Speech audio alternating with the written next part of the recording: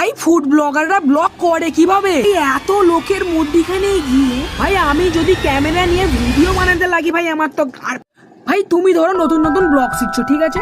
এবার অত লোকের মধ্যখানে গিয়ে যদি ধরো বিরিয়ানির সামনে ফোকাস করছো এরকম করে, ঠিক বিরিয়ানির সামনে তুমি এরকম করে নিয়ে যাচ্ছ ক্যামেরাটা, মানে ফোনটা নিয়ে যাচ্ছ, আর যদি ভুল করে ধরো বিরিয়ানি হাঁড়িতে ক্যামেরাটা এরকম করে পড়ে গেল, তখন তোমার ভেতরে কি হবে? কেমন ফাটবে? তারপরে এমন একটা থাবড়া দেবে, তারপরে দিন থেকে আর ফুড ব্লগিং ভাই আমার হবে না।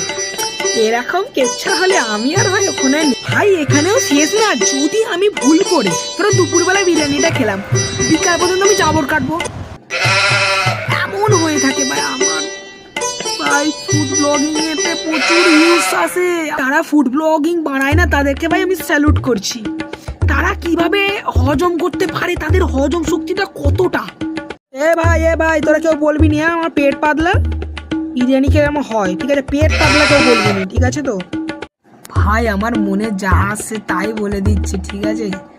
আর কেউ কিছু মাইন্ড করো না, ঠিক আছে?